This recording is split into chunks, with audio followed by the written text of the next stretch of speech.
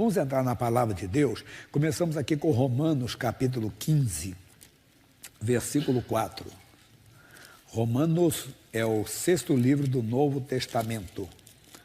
O capítulo é o 15, o versículo é o 4. Diz assim: porque tudo quanto dantes foi escrito, para nosso ensino foi escrito, para que pela paciência e consolação das Escrituras tenhamos esperança. Verdade. Você às vezes ouve algum irmão falar assim: não, Antigo Testamento não tem nada para nós, não tem nenhuma lição para nós não temos que seguir nada do Antigo Testamento. Não é bem assim. Claro, nós não estamos na lei, não estamos, entenda bem, naquelas rituais de Israel, mas quantos ensinos tem ali, não é verdade? Que nós aprendemos, por exemplo, a paciência de Jó. Quem nunca ouviu falar da paciência de Jó, a fé dele, que não blasfemou, não amaldiçoou a Deus. Falei no culto anterior a respeito, entenda, da luta de Daniel, um homem fiel que entrou na Babilônia e colocou no seu coração: não vou me contaminar com a comida do rei nem com a bebida do rei. Apesar da fidelidade dele, o que aconteceu com ele? Passou pela cova dos leões, mas só que ele não estava sozinho, o Senhor esteve com ele. São essas lições preciosas, né? Que nós vamos tendo, que vamos conseguindo mais e mais. Aí ele diz para nós assim, ainda assim: ora, porque tudo que antes foi escrito, para nosso ensino foi escrito, para que pela paciência e consolação das Escrituras tenhamos esperança. Aí eu vou trazer matéria nova agora, que é 1 aos Coríntios, capítulo 10, versículo 11, que eu não dei durante o dia. Primeiro que eu estou dando hoje nessa mensagem. 1 aos Coríntios 10, 11. Mas é o mesmo ensinamento. Ora, tudo isso lhes sobreveio como figuras, como estão escritas para aviso nosso, para quem já chegasse ao fim dos séculos. Aquele, pois, que cuida estar em pé, olhe que não caia. Então, essas coisas estão escritas para o nosso ensino e também para exemplos, são figuras de coisas que aconteceram no passado que servem para lição, como lição para nós. Em Atos dos Apóstolos, capítulo 1, versículo 8, aí eu citei o Dr. T.L. Osborne, né? É o T.L. Osborne, né? E ele fala aqui para nós em Atos 1, 8, ele vai falar, depois eu falo o que ele comentou. Quem escreve aqui é o Lucas. Mas recebereis a virtude do Espírito Santo, que há de vir sobre vós, e ser-me-eis testemunhas. O que eu falei do T.L. Osborne? Que ele escreveu o propósito do Pentecostes. Por que foi dado o Espírito Santo para mim? Para que o Espírito Santo foi dado para você? O Espírito Santo foi dado a nós para que sejamos testemunhas do seu amor, do amor de Deus, para que sejamos testemunhas do poder de Deus. Onde? Começando por Jerusalém, nossa casa, Samaria, nossa Judeia, nossa parentela, Samaria, nossos vizinhos, e até por onde passarmos. No passado, os reis recebiam essa unção, não a plenitude como nós, mas recebiam do Espírito Santo. Vamos para o primeiro livro de Samuel. Vamos ver a chamada de Davi. 1 Samuel, capítulo 16. Nós sabemos que o Saul, ele foi rejeitado e agora Davi estava sendo escolhido para o lugar dele. E a escolha de Davi se deu assim. O Samuel foi até a casa de Jessé, o belemita, instruído pelo Senhor. Quando Samuel entrou, ele viu um homem, o mais velho dos filhos, o primeiro filho de Jessé. Era um homem chamado Eliabe, que tinha uma boa estatura, tinha uma boa aparência. E o Samuel disse: certamente está perante o Senhor o seu ungido. E Deus disse: não atente para a sua aparência, nem para a altura da sua estatura, porque eu o tenho rejeitado. Porque o Senhor não vê como vê o homem vê o que está diante dos olhos, eu olho para o coração. Aí mandou passar todos os filhos de Jessé, passou Aminadab também, passou um outro chamado Samá, mas não era. Até que no versículo 11 diz: disse mais Samuel a Jessé: acabaram-se os jovens? E disse: ainda falta o menor, e eis que apacenta as ovelhas. Disse, pois, Samuel a Jessé: envia e manda-o chamar, porque quando não nos assentaremos em roda da mesa, até que ele venha aqui. Então mandou em busca dele, e o trouxe. E era ruivo, e formoso de semblante, e de boa presença. E disse o Senhor: levanta-te e unge-o, porque este mesmo é. Então Samuel tomou o vaso do azeite, e ungiu no meio dos seus irmãos. E desde aquele dia em diante, o Espírito do Senhor se apoderou de Davi. Então Samuel se levantou e se tornou a Ramá. Então Davi foi cheio do Espírito Santo. Nesse mesmo tempo em que o Espírito do Senhor se apoderou de Davi, se retirou de Saul. Aí o atormentava um espírito mau. Alguém disse, olha, vamos fazer um louvor, trazer um louvor aqui, que com a presença de Deus no louvor, o espírito mau vai embora. Versículo 18, um jovem fala de Davi. Já tinha um testemunho. Então respondeu um dos jovens e disse, eis que tenho visto o filho de Jessé, o belemita, que sabe tocar, e é valente, e é animoso, e homem de guerra, e sisudo em palavras, e de gentil presença, o Senhor é com ele. Quando nós recebemos o Espírito de Deus, quando temos o Espírito Santo, falar para receber meio estranha, né? Pode confundir com outras coisas. Então, quando você tem o Espírito Santo, você se torna uma testemunha do Senhor. Você se torna tudo isso que tem que aparecer na nossa vida. Somos pessoas que sabemos fazer o que Deus nos manda fazer, saber tocar. Ele é valente. O que é valentia? Ausência de medo. O homem ou a mulher que tem o Espírito Santo, ele tem ausência de medo. Você tem que até verificar se você está andando com Deus. Deixa aqui só um comentário rápido. Segunda carta de Paulo a Timóteo 1,7. O que Deus falou através do Paulo? Deus não nos deu o espírito de temor. Então, o Espírito Santo, quem tem o Espírito de Deus, não pode ter temor, não pode ter medo do mal. Você tem que ter essa ausência de medo, tem que ser uma pessoa, então, intrépida, uma pessoa corajosa, não pode ter medo do mal. Ah, mas eu tenho medo de negócio de macumba, feitiçaria. Irmão, está faltando o Espírito Santo na tua vida. Com o Espírito Santo, você dá até risada. Se alguém falar, sou feiticeiro, vou levar seu nome para o terreiro, isso é problema seu. Se Deus é por mim, quem será contra mim? Eu até brinco, alguém diz assim, vou levar seu nome para a boca do sapo. Coitado do sapo, vai morrer, irmão. Mas eu não vou, não tem que ter medo. É ausência de medo. Valente, animoso, sempre acima, né? E ele diz, homem de guerra que sabe como lutar. Nem sempre quem tem força é quem ganha, né? Vendo essas lutas de MMA aí, quer ver o cidadão é grandão, tem uma força tremenda, o outro mais aparentemente com menos força do que ele, acaba ganhando. E homem de guerra, e sisudo em palavras, é sério, se ensina ou não, gentil presença agradável, o Senhor é com ele. Então as pessoas começarão a notar que Deus está conosco. Aí, quem não conhece a história de Davi e Golias? O Golias apareceu lá no campo de batalha, numa batalha entre Israel e os filisteus. Esse pessoal, não lutem todos de Israel contra todos os filisteus. Mandem um homem lutar comigo. Quem ia lutar com um grandalhão? O bicho era grande, entende? E ele, durante 40 anos, se apresentou no campo de batalha. Um monte ficava Israel, no outro monte, os filisteus. Ele descia ali, ei, não tem homem para me enfrentar? Todos os dias a mesma coisa. Davi foi mandado pelo pai ao campo de batalha para saber notícias dos irmãos. Tinha 3 irmãos dele lá. E para também levar alguma coisa lá, né, para eles. Quando ele chegou lá, ele ouviu tudo aquilo, aquela afronta, aquela zombaria. Disse, mas ninguém vai fazer nada. Disse, quem vai fazer? E se alguém fizer, o rei vai dar a mão da filha dele e ainda vai isentar de impostos a casa do seu pai. Davi disse, eu vou lutar, não por causa da recompensa, por causa das afrontas que ele recebeu, que ele ouviu. Aí diz assim, versículo 32, capítulo 17.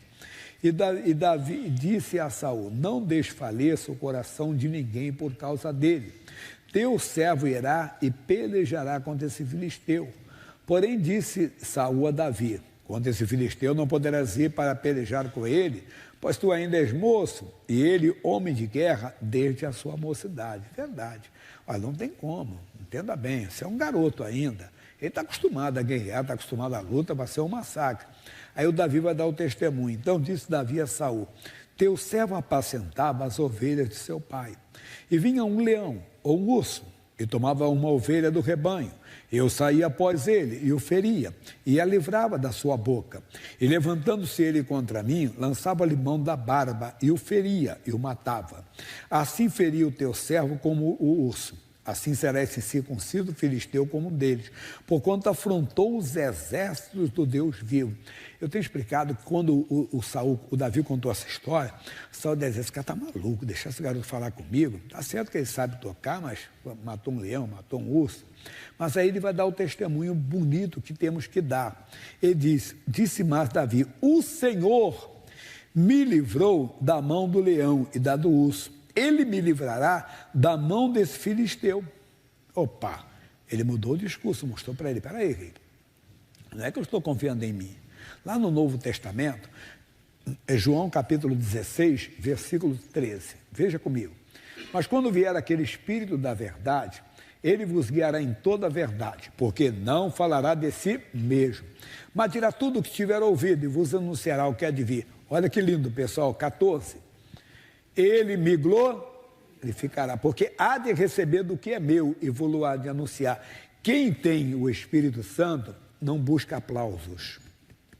Quem tem o Espírito Santo não busca de maneira alguma, entenda bem, louvores dos homens. Não.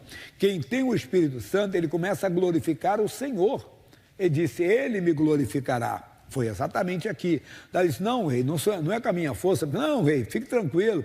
Não é que eu sou metido a bonzão, não, que eu sou maluco. Não, é porque o Senhor me livrou da mão do... Eu tenho o Senhor comigo, quer dizer, mostrou isso. É essa confiança em Deus que nós temos que mostrar às pessoas. Por quê? Não porque somos os tais, não porque o tal habita em nós, que é Jesus. É tudo para mostrar ao mundo que estar com Cristo é bom. Não só força para derrubar um gigante. Aí nós conhecemos a história, Davi derrubou o gigante. Mas não é só para isso, não é para derrubar um gigante, é para dar testemunha do seu amor, da sua grandeza. Como é que você faz isso? Porque você tem o Espírito de Deus.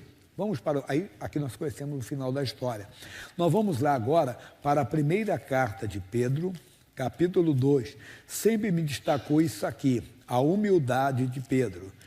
Ele aprendeu com Jesus. Jesus disse, aprendei de mim, que sou manso e humilde. Ele era... No começo não era não, né? O do Pedro. Senhor...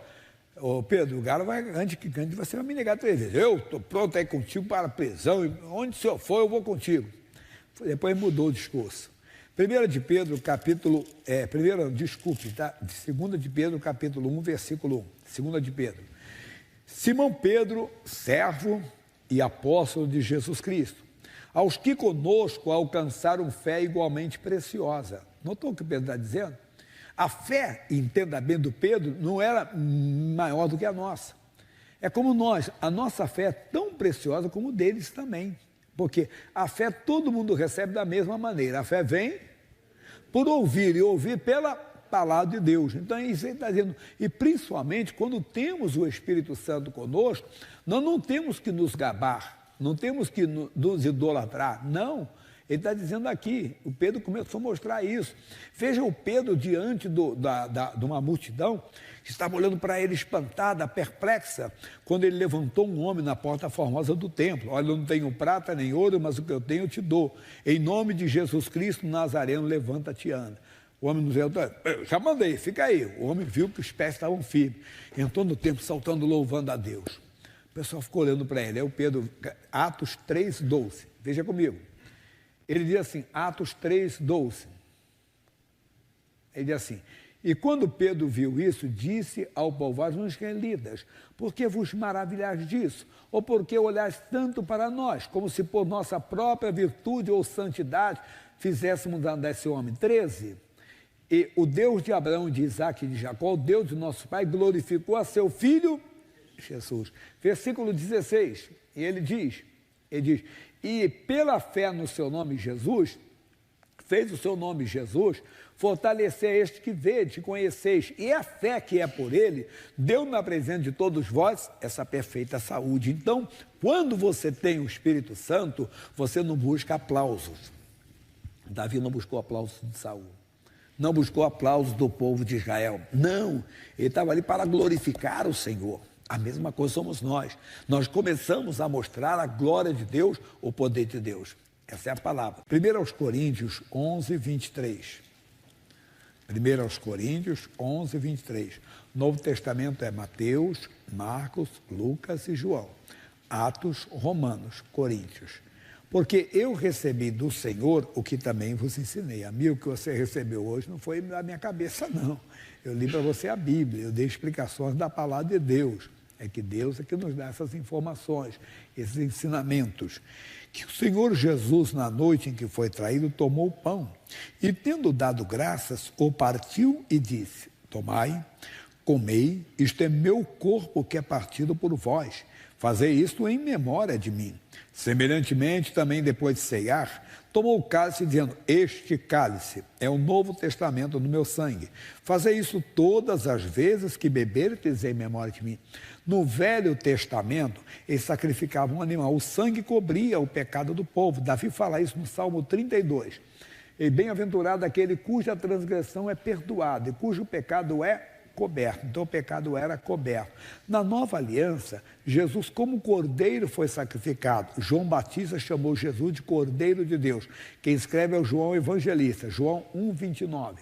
No dia seguinte, João viu a Jesus que vinha para ele e disse: eis o Cordeiro de Deus que tira o pecado do mundo. Então o pecado é tirado na nova aliança. Por isso que não podemos participar em pecado. Voltando para 1 aos Coríntios, é o caso do Novo Testamento. Fazer isso todas as vezes que beberdes em memória de mim. Por quê? Todas as vezes comerdes este pão e beberes este cálice, anunciais a morte do Senhor até que venha. Portanto, atenção, qualquer, isso inclui eu ou você, que comer o pão ou beber o cálice do Senhor indignamente, será culpado do sangue do corpo e do sangue do Senhor. Examine-se, pois, o homem a si mesmo, e assim coma deste pão e beba desse cálice. Deus, eu não quero pecado. Qualquer pecado, aí você fala, você com Deus. Qualquer pecado que eu tenha cometido, Senhor, de maneira consciente ou inconsciente, com palavra, pensamento, ação ou omissão, o Senhor me perdoa, e Ele perdoa. Se a pessoa está vivendo em pecado, ela não pode participar, a não ser que ela esteja se reconciliando hoje, aí pode. Como também, se a pessoa não tomou uma posição por Jesus Cristo, sempre digo, a Santa Ceia da igreja, de quem é a Santa Ceia? Do Senhor. Se não é Senhor da sua vida, não participe. Mas ao mesmo tempo, se no coração você crê que Ele morreu pelos seus pecados, se no coração você crê que Ele ressuscitou dentre os mortos, diga para Ele, me salva, Jesus, e Ele vai te salvar. Aí você pode participar não só da ceia, como entrar no céu também.